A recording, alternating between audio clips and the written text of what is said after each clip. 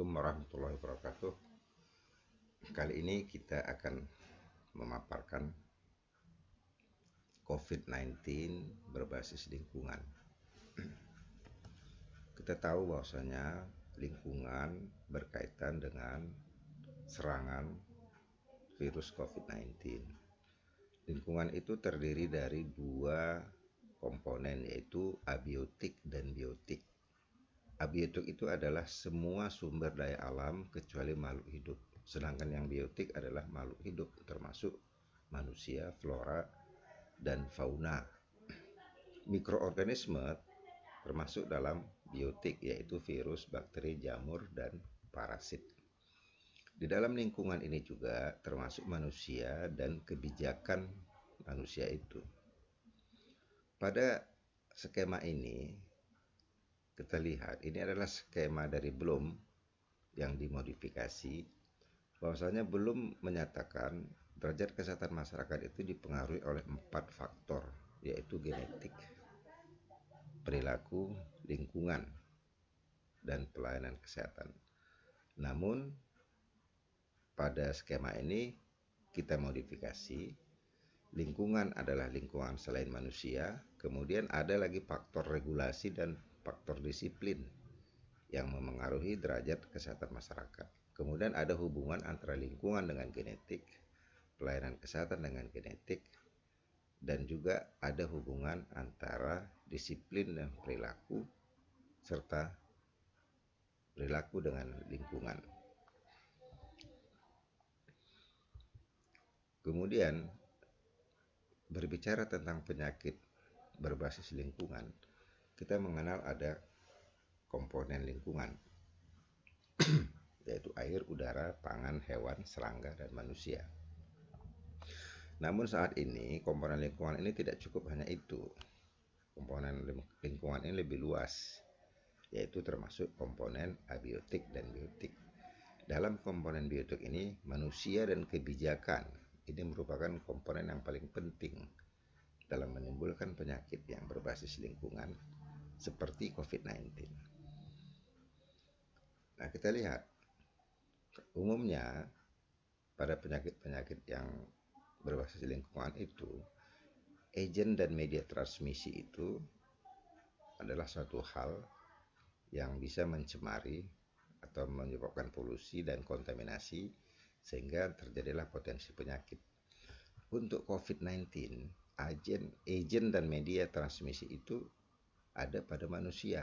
Jadi manusia itu bisa bertindak sebagai agen atau virus yang berada di dalam tubuhnya juga sebagai karier dan sebagai media transmisi penyakit kepada sekelompok orang atau populasi ataupun pada orang-orang yang berkumpul atau banyak orang. Kita ambil contoh misalnya pada penanganan demam berdarah tinggi, di mana penyebabnya adalah virus dan vektor penularnya adalah nyamuk yang menularkan kepada manusia. Maka untuk menanggulangi DBD ini cukup kita basmi nyamuknya atau juga dibasmi tempat-tempat perindukan nyamuk, maka penyakit DBD akan bisa berkurang atau sama sekali bisa hilang. Pada penyakit flu burung, virus penyebabnya itu ditularkan oleh unggas ke manusia. Maka untuk menanggulanginya, dimusnahkanlah unggas-unggas itu. Maka manusia akan terbebas dari penyakit flu burung. Tapi pada COVID-19, virus itu ada pada manusia dan manusia yang menularkan kepada manusia lain.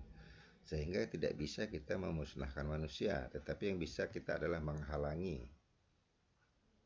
kedekatan manusia dengan manusia lain. Oleh karena itu, pada pengendalian COVID-19, pengendalian manusia itu yang paling penting.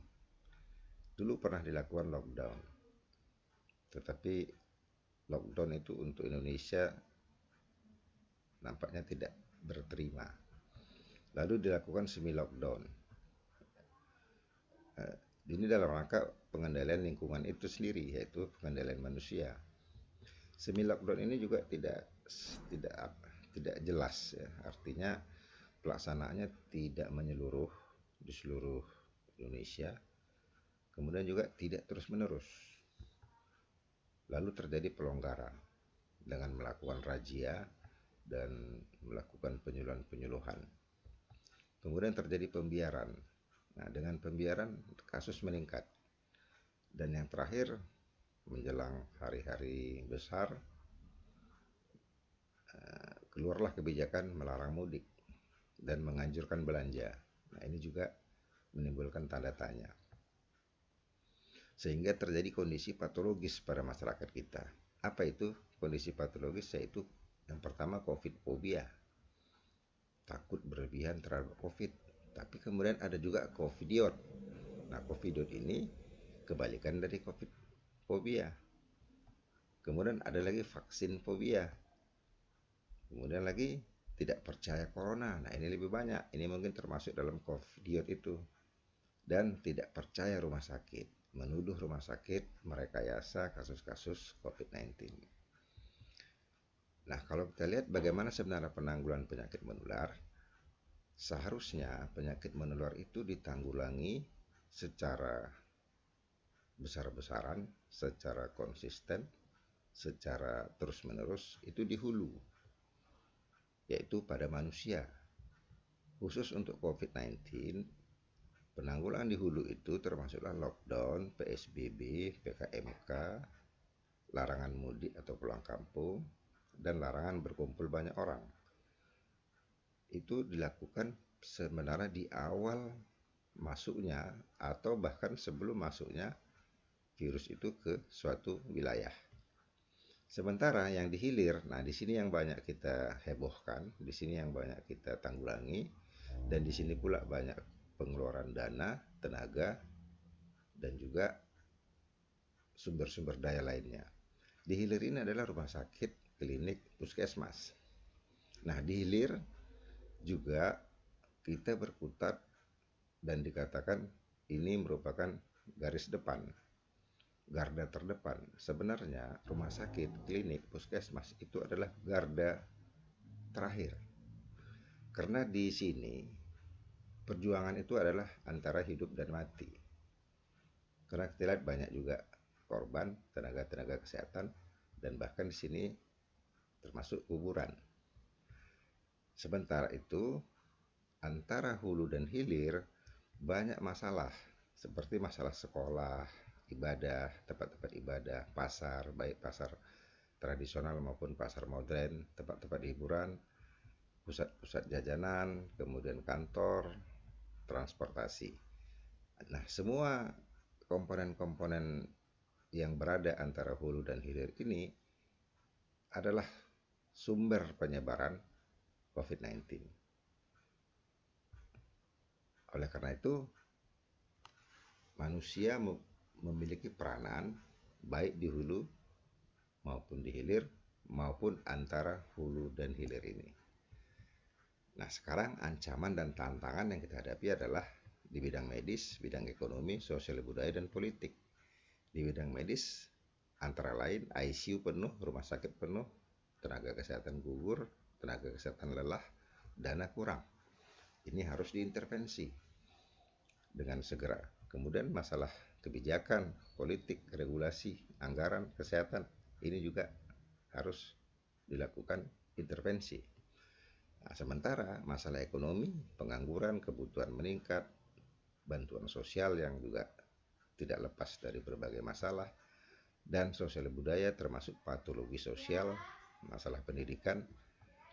Dan ini sekarang yang kita hadapi adalah masalah yang di tengah, itu yang banyak dibicarakan. Sementara masalah yang medis dan politik ini mempengaruhi masalah yang di tengah ini. Nah, begitulah nanti kita lihat bagaimana masalah sosial budaya akan dibahas oleh pakar-pakar di bidangnya tersendiri. Sekian, terima kasih. Assalamualaikum warahmatullahi wabarakatuh.